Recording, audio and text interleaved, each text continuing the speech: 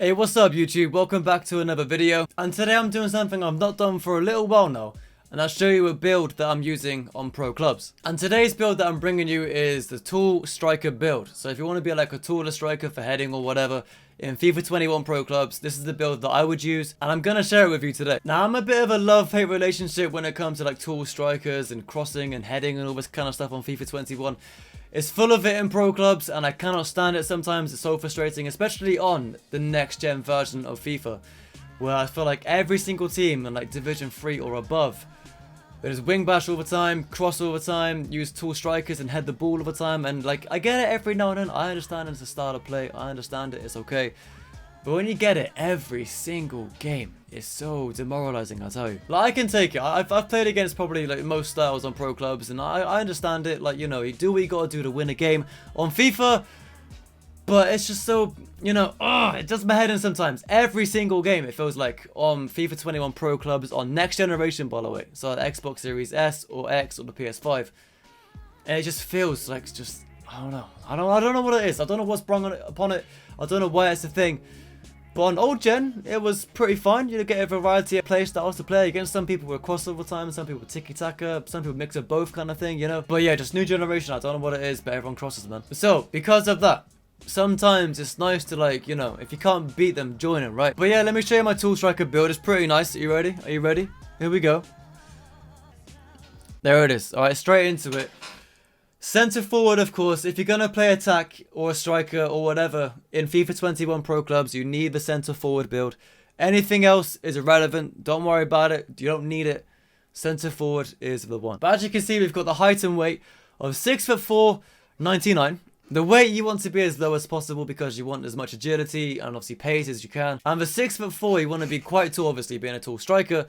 But you want to be not too tall. If you go like 6'7", yeah, you can, you know, be lanky as hell. But I'm guarantee you're going to win as many headers being 6'4" as you will being 6'7". So you may as well be a bit shorter, get some more pace about you, a bit more balance and agility, and actually enjoy using the build more than you would being 6'7", because being in such a tall build, the balance is low, the agility is low. You feel like a truck, you know what I mean? Absolute tank running around the pitch. So to lower yourself to a little bit like 6'4", it helps. It makes a bit of a difference, and it makes playing the build and running around and using the player a little bit more enjoyable. But moving into the traits, straight into it, the physical traits, we got some strength on it. You know, being a tall striker, you may have to be like a Giroud type of player where you get the ball into your feet, knock it off quickly, hold it up for other attackers to come join you kind of thing. And the strength will definitely help that, you know, hold up the ball and all that. And jumping, of course, some jumping stats, you know, it's obviously out jump the defenders for a cross and a header kind of thing. So that's the reason for using these traits. Moving on to defending, obviously, you know, defending traits in an attacking build. But dribbling, we got basically all of the left-hand side skill tree here for dribbling. We have not got the ball control speciality, nor have we got the dribbling advanced focus, because, as you can see above me, right, they lower the balance and lower the agility. And like I said earlier, you want them to be as high as you can, because otherwise you're going to be a truck. And to be honest, the +3 you get in ball control and +3 you get in dribbling, you're not really going to notice it too much, because you've got 90 and 89. Let me show you real quick.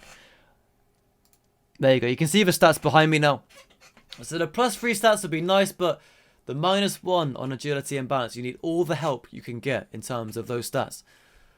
So to lower it for a bit more ball control and agility, which is already high, you know, I don't think you need to. And obviously you get 5-star skills, because if you want to get tricky with it, being a striker, you have the option to do that as well. Now the passing skill tree, I had one spare skill point, so I threw it on short passing, because, you know, you may, like I said, being like a hold-up striker, being a Giroud, maybe type of striker, knock it off, little 1-2s.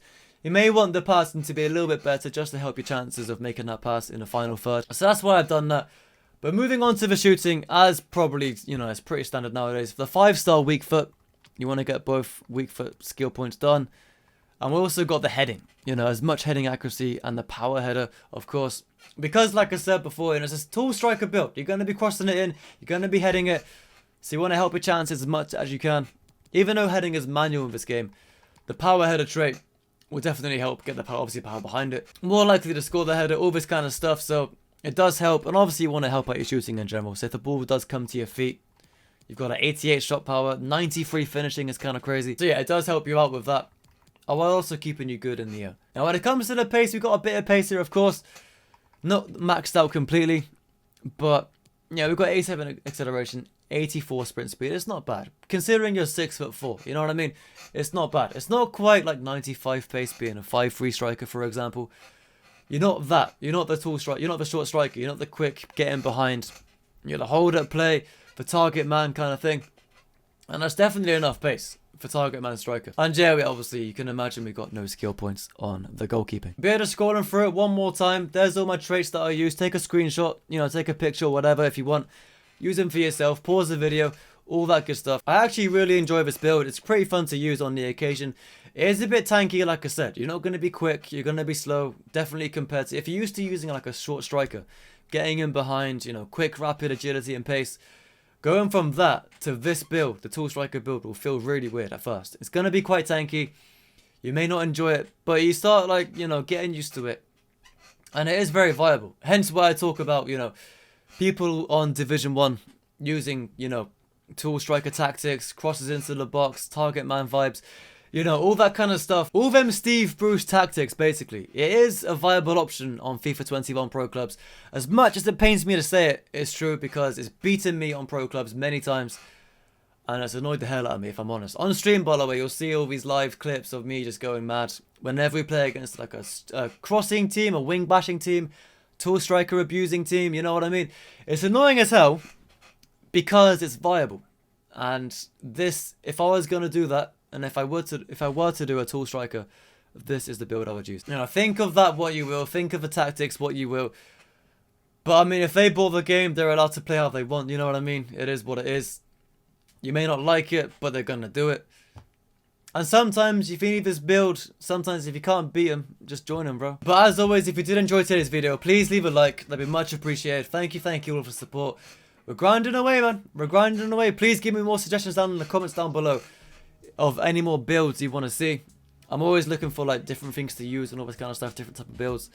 So give me some suggestions, like Sam, use a centre-back build. What's your best centre-back build? What's your best goalkeeper build? I don't really play keeper, so I wouldn't, you know, personally ask for keeper from me. But yeah, give me some builds you want to see me try, see me use, and give you tips on. And obviously subscribe to the channel if you are new as well. The content is flowing. We're here. We've arrived in 2021 and we're on our way to 3,000 subscribers, and the support you guys give is helping towards that. Subscribing, honestly, thank you so much.